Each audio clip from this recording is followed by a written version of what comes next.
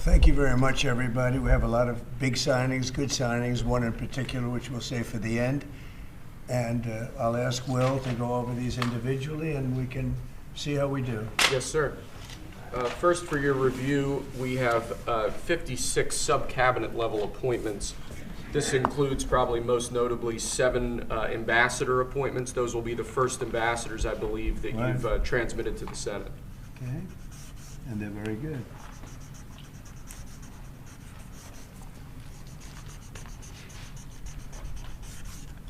Okay. Thank you, sir.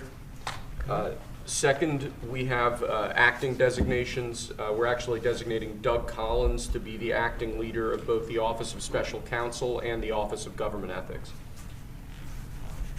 You know Doug, everybody, I think? He was in charge of the fake impeachment hearings, remember? That I won very conclusively. Fake charges by the radical left Democrats. Okay. Next, sir, the Federal Executive Institute is a program that was set up during the Johnson administration to train senior-level government bureaucrats. As you've identified repeatedly in the last few years, the senior levels of our federal government are not adequately serving as stewards of taxpayer dollars, so we're recommending zeroing out that program effectively. We're actually getting rid of a few programs that are just a waste. Just really a waste. Thank you, sir. Next, we have an executive order relating to the Foreign Corrupt Practices Act.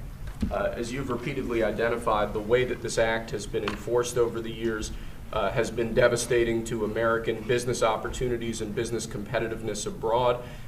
We are essentially ordering the Department of Justice to use its prosecutorial discretion in a way to ameliorate the negative effects of the Foreign Corrupt Practices Act, to allow Americans to do business abroad, and to allow our foreign partners to do business with Americans without fearing unjust prosecution. And for those of you that know this, it turned out to be, it sounds good on paper, but in practicality it's a disaster.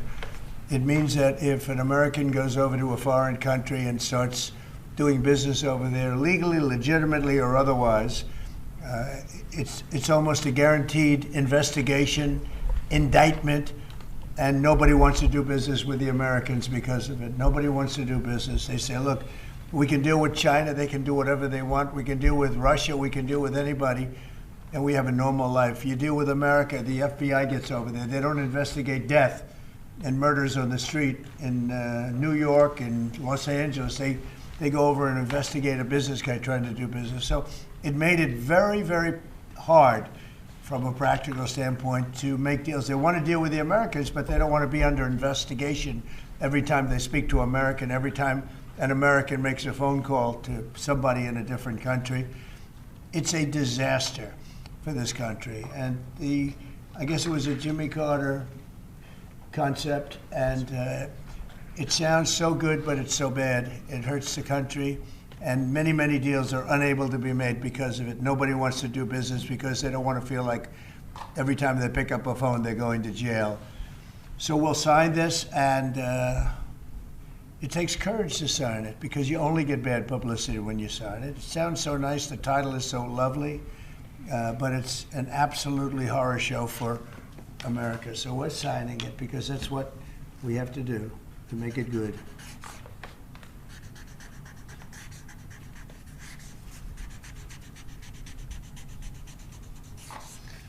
Okay, thank you. It's an important one. It's going to mean a lot more business for America. Okay. Thank you, sir. Next, this is an executive order relating to the use of paper straws. As you've consistently identified, nobody really likes paper straws. Number one trending. Can you believe it? A paper straw was number one trending for 3 days or something. The environmental impact of plastic straws versus paper straws is entirely unclear. This has cost both the government and private industry an absolute ton of money and left consumers all over the country wildly dissatisfied with their straws. So we're asking aspects of the federal government, federal departments and agencies to look at their existing procurement processes, and we're asking your Domestic Policy Council to look holistically at this issue to address it, and it really is something that affects ordinary Americans in their everyday lives. We're going back to plastic straws. These things don't work. I've had them many times, and on occasion they break, they explode. If something's hot, they don't last very long, like a matter of minutes, sometimes a matter of seconds. It's a ridiculous situation. So we're going back to plastic straws. I think it's okay.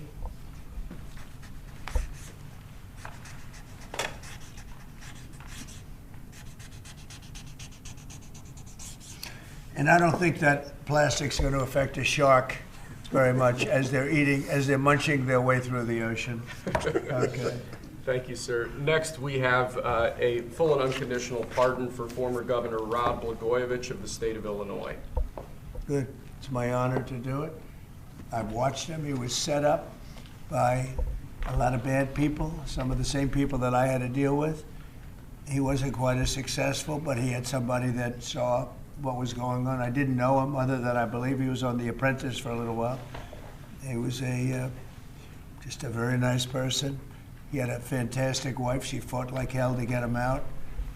He was given a sentence of like 18 years, and it was a sort of a terrible injustice. They just were after him.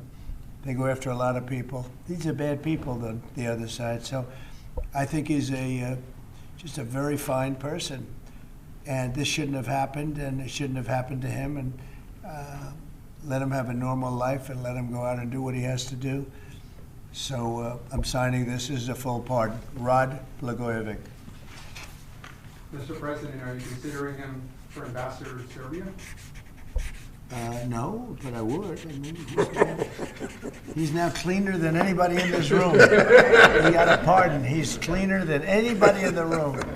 Okay. Thank you, sir. Next, in 2018, you imposed ad valorem duties, tariffs on imports of steel at a 25% rate. Since that time, a large number of exclusions and exceptions to that tariff rule have been implemented. Because of the damage to the United States steel industry that those exceptions and exclusions have imposed, we're now, this order would reimpose that 25% ad valorem tariff rate on imports of steel, and it's presented for your signature now. Okay. Do you understand what that means? It's a big deal. It's a big deal. This is the beginning of making America rich again.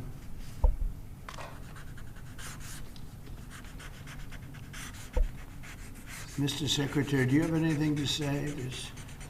As you know, Howard is Secretary of Commerce, doing a fantastic job. And what do you have to say about it? So when you imposed the tariffs the first time, right, you added 120,000 jobs.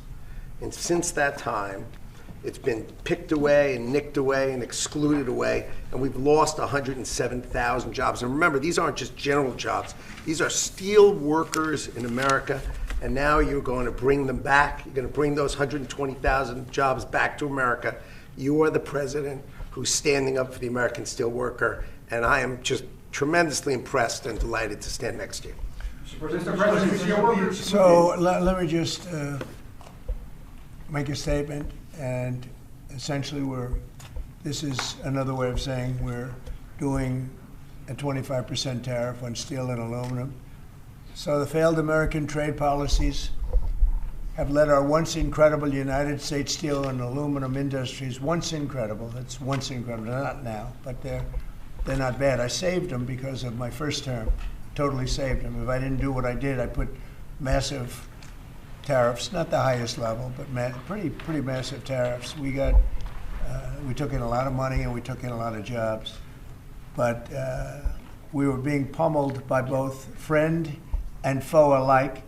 Our nation requires steel and aluminum to be made in America, not in foreign lands. We need to create, in order to protect our country's future, a resurgence of U.S. manufacturing and production, the likes of which has not been seen for many decades.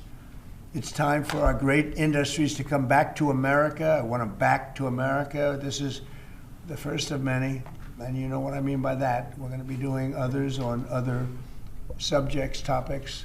Protecting our steel and aluminum industries is a must, and today I'm simplifying our tariffs on steel and aluminum so that everyone can understand exactly what it means. It's 25% without exceptions or exemptions, and that's all countries, no matter where it comes from, all countries. If made in the United States, however, United States of America, there is no tariff, zero. So if it's made in the United States, there is no tariff. All you have to do is make it in the United States. We don't need it from another country. As an example, Canada. If we make it in the United States, we don't need it to be made in Canada. We'll have the jobs. That's why Canada should be our 51st state. We'll bring back industries, and we'll bring back our jobs, and we'll make America industry great again. So essentially, we're putting on a 25% tariff without exception on all aluminum and all steel. And it's going to mean a lot of businesses are going to be opening in the United States. Now, we're going to be meeting over the next 4-week period, maybe on a weekly basis, and maybe we'll do a couple of them at different times and maybe together. But we'll be talking about other subjects like cars. We'll be talking about drugs and pharmaceuticals. We'll be discussing chips, and we're going to be doing some other things in addition to that, all which will bring in a lot of jobs into our country. Cars is going to be a very big one and a very important one, and America is going to be stronger than it ever was before. Okay? So are you finished with everything, I think? We have aluminum still to sign Okay, here, let's sir. go. So with respect to aluminum, similarly to steel, since 2018, a large number of exceptions and exemptions have been added into the law. This eliminates all of those and also increases the ad valorem tariff rate from 10 to 25%. Mostly the last part is the most important, right, would you say? Totally. So basically, this is aluminum, the same thing, no exceptions, no nothing. And it's going to bring our aluminum business back. It may go higher. I mean, frankly, it may go higher. And we're going to also be talking about we're going to be talking about things over the next 3 weeks that I think will be amazing for our country, amazing for our jobs, and will bring us to a new level of prosperity. And I think, frankly, our allies and our enemies all over the world expected this. They really expected it for years. They really expected it sometime during the Biden administration, but they didn't do anything. As you know, I put tariffs on China. We took in hundreds of billions of dollars with those tariffs, and Biden wasn't able to get them out. He tried to, but it was too much money. He couldn't do it. And we're going to be doing a very concise and, very, it's going to be good. And I don't think if done properly, and we're going to try and do that, we don't want it to hurt other countries, but they've been taking advantage of us for years and years and years, and they've charged us tariffs. Most of them have charged us, almost every one, I would say almost without exception. Definitely. They've charged us and we haven't charged them. And it's time to be reciprocal. So you'll be hearing that word a lot, reciprocal. If they charge us, we charge them. If they're at 25, we're at 25. If they're at 10, we're at 10. And if they're much higher than 25, that's what we are too. So that's having to do with everything. That's not just steel and aluminum. But we'll be discussing that over the next couple of weeks. But we will be looking at chips, and we will be looking at cars, and we're going to be looking at pharmaceuticals, and there'll be a couple of other things also in addition. Mr. President, U.S. steelworkers have said that they support this move. But what would you say to American consumers who are worried that prices That might they go do up? support this move? U.S. steelmakers. I love the steel makers. That's But, good. well, what do you say Of course to they, American because they consumers? want to save their businesses. U.S. Steel will now be a very valuable company. Anybody that makes steel is going to be great. Anybody that works in big steel is going to be very happy. But what do you say to consumers who are worried about prices, sir? Oh, I don't think you're going to. No, you're going to ultimately have a price reduction because they're going to make their steel here. There's not going to be any tariff. These foreign companies will move to the United States, will make their steel and aluminum in the United States. What are you looking at in Ultimately, terms it'll be cheaper. But we'll also have jobs, many, many more jobs. Sir, what are you looking at in terms of tariffs on cars and chips? Well, we're looking at numbers, and we'll be coming up with a number, but we make some of the finest cars in the world, and some companies prohibit us from selling those cars in their countries. But they sell us cars, they send cars to us, and we don't do that. We charge nothing or 2.5%, and they'll be charging 100%. They'll be charging much more than that if you look at some of them. So I think those days are over. But we'll be announcing on other things such as cars. We got some other things we'll be doing. But the biggest thing is reciprocal. We want tariffs to be fair. If they charge us, we charge them. Tomorrow, the reciprocal tariffs? We'll be doing reciprocal over the next, I would say, 2 days, don't you think? 2 days, yeah, maybe. Mr. President, the Australian Prime Minister has said that you are considering an exemption for Australia on steel. Is that correct? And why? I just spoke to him, very fine man, and he has a surplus. I mean, we have a surplus with Australia, one of the few. And the reason is they buy a lot of airplanes. They are rather far away, and they need lots of airplanes. And we actually have a surplus. It's one of the only countries which we do. And I told him that that's something that we will give great consideration to. And would you consider one for the UK as well? Well, we have a huge deficit with the UK. Big difference. You don't have a deficit with Argentina. Is that country also going to be? We have a deficit with a little deficit with Argentina. Almost with every country, but Australia, because of the airplanes, they buy a lot of airplanes. There's a little bit of a surplus. Mr. President, if other countries retaliate, I don't mind. What is your plan for example, farmers? Last term, you gave Well, the farmers are money to going to be farmers. helped Would you do that greatly. again? Yeah, the farmers are going to be helped greatly because they're not going to be dumping everything into our country. This will be a great bill for farmers. And in terms of retaliation, if they retaliate, it's, as I said, it's reciprocal. So if they raise it a little bit, then we raise it automatically. So I don't think it helps for them to retaliate. But also remember this, they can't really retaliate because we're the piggy bank. We're the piggy bank. But if we don't do this, we won't be the piggy bank for long. We won't be much of a country. Mr. President, did you see that report, sir, that Hamas was going to stop releasing Israeli hostages, and what was your reaction? I think it's terrible. Look, I looked at the hostages that came in, and they're emaciated. It looked like something out of the 1930s. It's an absolute disgrace. And I think they saw the way the world viewed it, and they're looking for a reason not to send more because they're all. You take a look at that. It looked like it was a concentration camp, which essentially it was. It looks like they came out of the Holocaust. And what a sad thing. One of them was a young man, good-looking guy, a little bit heavier than perhaps he could have been, and now he looks like he's not even recognizable. Not even Is recognizable. the ceasefire deal at risk of falling apart? Look, I can tell you that those people have been badly hurt, both mentally and physically. And I'm talking about the young women that came out also previously.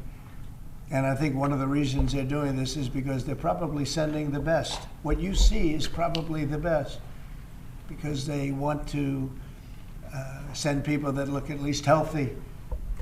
And that's not healthy. These people have been badly hurt. They've been interviewed by our representatives. They've been interviewed by Israeli representatives, and they're really hurting. They are really hurting, mentally and physically.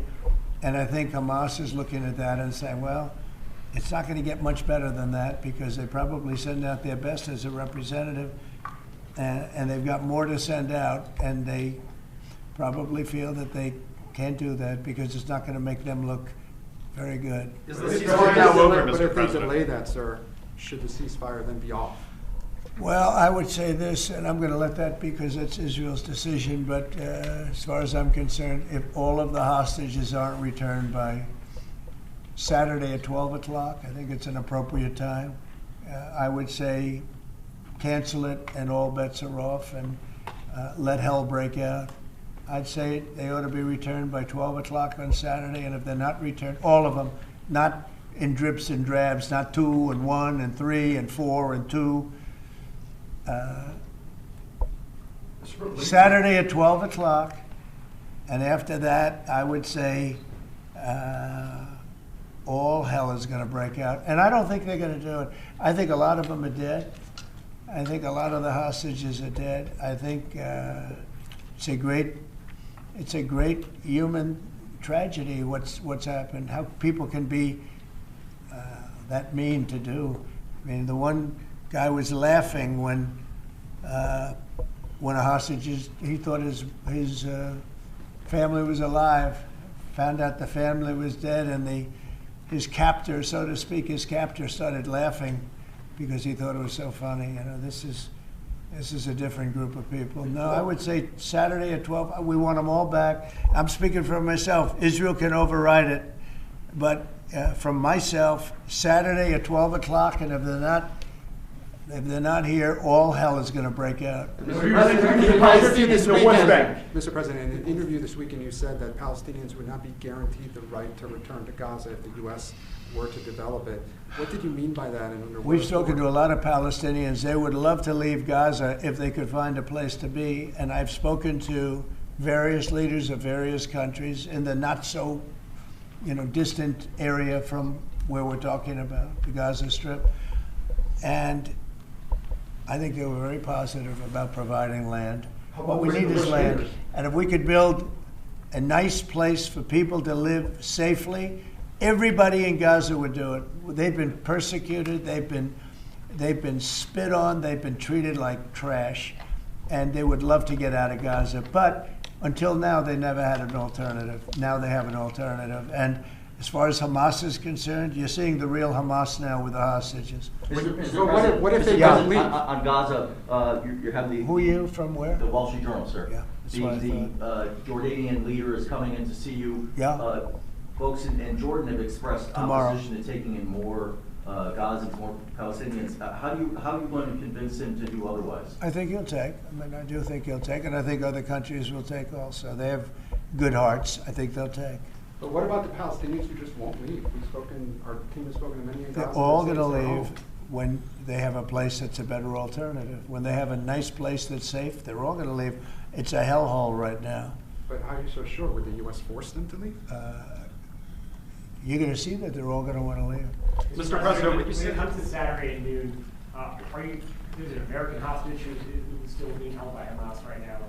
Are you worried about his Look, life? who knows? Are they alive? Are they not alive? But I saw the condition. When I saw the condition of the last ones that came out, and the women too, everybody. The one woman had her hand blown off because she was trying to stop a bullet being fired at her, okay? Kind of a situation is that. You saw her. I just think it's time to either you release everybody. They're not going to be alive right now, based on what I saw over the last 2 days. They're not going to be alive for long. Saturday at 12 o'clock, and after that, it's going to be a different ballgame. Mr. President, when you say all hell is going to break loose, are you speaking about retaliation from Israel? You'll find out, okay. And they'll find out too. Hamas will find out what I mean. Mr. President, with the They're consumer going to find financial... out what I mean. These are sick people, and they'll find out what I mean. Saturday at 12 o'clock. But no involvement How from about the the U.S. Palestinians from the West Bank? Are they going to be relocated too? What's your Well, position right on the now, West no. Bank? Right now, they're there, and I assume they want to remain there. It's different. They're there. It's never been like what we're talking about with the Gaza Strip. So they're going to continue. You have no plan? No plans there. Mr. President, regarding the Consumer Financial Protection Bureau, Democrats, including Elizabeth Warren, have said that by freezing it, it's giving big banks and giant corporations the green light to scam families. Your response? Pocahontas, the faker. That was set up to destroy people. She used that as her little personal agency to go around and destroy people. And she's a fake. Just like she said she was an Indian, and she wasn't an Indian. You have more Indian blood in you than she has. She went to college based on the fact that she was an Indian. She got jobs based on the fact that she was an Indian. She's a fake. That was set up to destroy some very good people, and it worked. I mean, it worked. A A lot of great people. I'll tell you, before I ever heard the term, people would come up to me in the Midwest and areas that say, "Sir, I'm being destroyed by them." They use that to destroy people. She's a nasty woman. She's a really nasty woman, despite her phony beer commercial.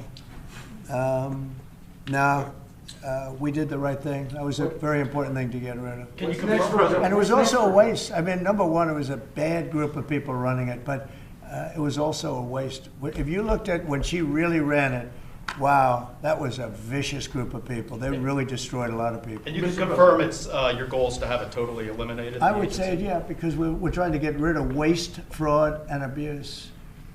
What's next? And didn't I hear that somebody made like $38 million or something running a little agency? What was her name? What was her name? And what did she do? And what was that all about? All the money that she made? Does anybody know?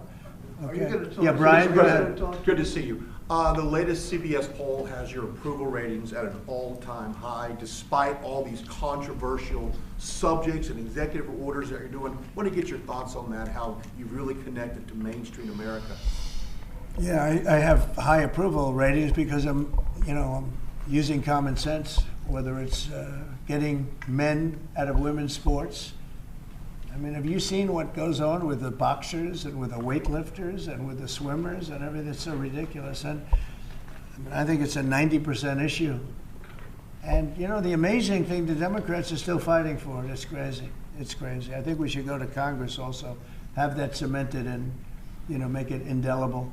But it's, to me, it's all common sense. Who wants an open border where prisons are dumped into our country, where prisoners are led into our country, many of whom are murderers, many of whom murdered far more than one person, and they're now roaming our country? Who wants that? I mean, it's terrible. Steve, I'd like you to say a couple of words about it. Yes, well, as you know, Mr. President, since you issued your day one executive orders, border crossings are down approximately 95%. You talk to agents on the line, in their entire careers, they've never seen crossing days as low as what they're experiencing right now. The cartels, in fact, are enormously frustrated because they've never seen a clampdown like this before in American history. There are people who were working at Border Patrol back when it was at INS in the 80s and 90s. They've never seen a day like this. That's because you've mobilized the 10th Mounted Division, the Marines, the entire U.S. military. They're erecting physical miles of barrier, temporary and ultimately permanent, every single day. You have all of your border agents pushed to the front line. They're not doing the humanitarian processing, quote unquote, that Biden was doing. They're doing law enforcement and national security. They're interdicting weapons and drugs. They're interdicting violent, high-threat criminals. And the U.S. military is repatriating illegal immigrants at a pace and a skill that has never occurred before in American history. And those who are committing human trafficking and child trafficking are being prosecuted for felony offenses, and they'll be doing hard time in jail. There's never been a lockdown like what you have implemented through your orders and vision since you took the oath of office. What's your thoughts on DOGE? Wednesday at 10 a.m. they're having their first subcommittee going to focus on the fraud in Medicare. Yeah, before I discuss that, I just want to add to what Steve said. And we want people to come into our country, but we want them to come in legally. They have to go through a process. And we have to know that they haven't killed 9 people, or they haven't killed, like in one case, five people. And they're out on the loose, and we're all looking for that particular individual. This was all led in by Biden and the group of stupid people, bad people and stupid people. Some are bad, some are stupid, some are both. But I'll tell you what they've done to this country. But we're cleaning it up, and hard to believe I can say it. It'll be better than ever before. But we have a lot of bad people we have to get at. We're searching out for a lot of them. I think Tom Homan and Christie are doing an unbelievable job. Christie Noem. They're doing an unbelievable job. They're taking out massive numbers of people. And you notice every country is accepting those people back. Remember, everyone said, oh, they'll never accept them. They're all taking them back. They have to. They're all taking them back. Every single country is taking them back. I don't know if they want them or not. I don't imagine they do, but they're taking them back. Are you concerned about ICE? Mr. President, back on Gaza, you talked with Fox News about the billions of dollars we pay for Jordan and Egypt every year. Would you withhold aid to these countries if they don't agree to take in the Palestinians? Yeah, maybe. Sure. Why not? You Is mean that if part they of the don't deal that agree? you mentioned? If they don't agree, I would conceivably withhold aid. Yeah. Are you going to talk to Prime Minister Netanyahu about the Saturday deadline? Sure. I mean, it's just my deadline, but Yes, sir. they may change it. But I think it's, I've seen too many people come out. They look like Holocaust victims from many years ago. I've never seen anything like it. I didn't think this could happen in this world today. You know, we think we have a civilized world. It's not civil. These are bad people we're dealing with. So that would be my suggestion. And he can open it up or not open it up, but that would be mine. Do you have anything to say about that? Your commerce, but you have a lot to say from the standpoint of your faith and your religion. Go ahead. So it's amazing that 4 years of nothing, and then you come in and you immediately start to move the needle. You have hostages coming out. You send Steve Witkoff, who's done an amazing job for you. You're changing the Middle East. You're supporting your ally Israel, and I, for one, can't be more impressed with the outcomes that you have driven, and choosing this Saturday to save people's lives or just be done with it seems like just the right choice. But I think it's time to come up with a date. It's Totally. What are we going to do? Keep every week 2 people, 3 people? No, I don't think you can do that anymore. So This you is- had These are very seriously endangered people. These are endangered people. I don't think they're going to last very long. And Mr. President, were you You know, the people that came out yesterday, they wouldn't last very long. Were you ruling out any U.S. involvement in whatever happens after this deadline? We'll see what happens. We'll just see what Will happens. you talk with Zelensky this week, sir? Yeah, probably. And by telephone, what's your message? He wants to make a deal. Let's see. Let's see. We're dealing with him, and I think they both want to make a deal, but we'll have to see. It's got to be done. What is Zelensky? Would have never happened if I were president. This would never have happened. Millions of people are dead. What will Zelensky have to give up, if anything? We'll talk about that later. because- Your reaction to a judge today continuing a pause on the buyout program for federal workers? Well, I don't know how you can lose a case like that. We're talking about people, you know, everybody. I got elected on making government better, more efficient, and smaller. And that's what we're doing. And I think it was a very generous buyout, actually. Also, if people don't show up to work, we have a right to fire them. And they have an option. They can show up to work or not. If they don't want to show up to work, they'll let them work. Because then the next step is, have you worked before? Have you worked during this time that you're supposed to be working? You'll find many of those people, in my opinion, have had other jobs. Even though they're collecting money from the federal government, many have had, in my opinion, other jobs. If the And buyouts if they did, that's a big problem. If the buyouts are blocked in court, will you instead pursue layoffs in federal departments? I don't know how they can do. This is free will. This is a buyout where people, you know, they were offered a good deal. Many people have taken that, as you know. Yeah. But, you know, many of those people, and we talk about reporting to work, right? I happen to be a believer that you have to go to work. I don't think you can work from a home. I don't know. It's like there's a whole big, oh, you can work from home. Nobody's going to work from home. They're going to be going out, they're going to play tennis, they're going to play golf, they're going to do a lot of things. They're not working. It's a rare person that's going to work. You might work 10% of the time, maybe 20%. I don't think you're going to work a lot more than that. And I think they have an obligation to work. And they have an obligation not to have a second job when they're supposed to be working for the federal government. You're going to find that a lot of these people have second jobs instead of working for, they'll be collecting a federal government check and they'll be working 2 jobs.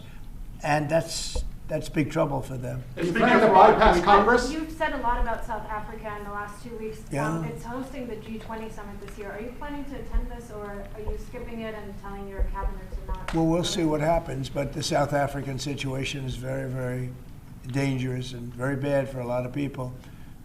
There's tremendously bad things going on, including the confiscation of property, and worse, much worse than that. You know what I'm talking about.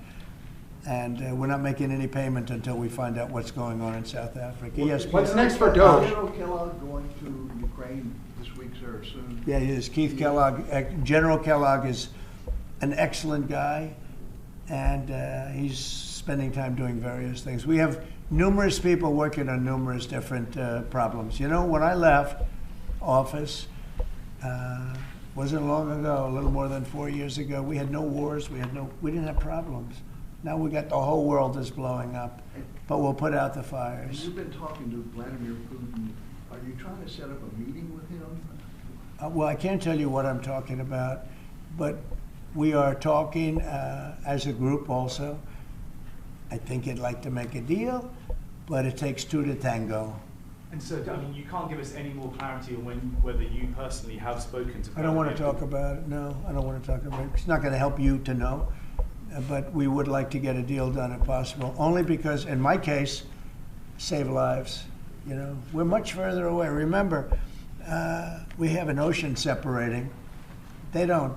Europe should be paying what we're paying, and Europe has done it more in the form of a loan than with us. We just give it. You know, Biden gives it because he's not a smart individual, not a very smart individual. We have people over there today who are making a deal that as we give money, we get minerals and we get oil and we get all sorts of things, because why are we doing this? And all this money, we're in for maybe 350 billion and Europe's in for 100 billion. And Europe's in really as a form of a loan.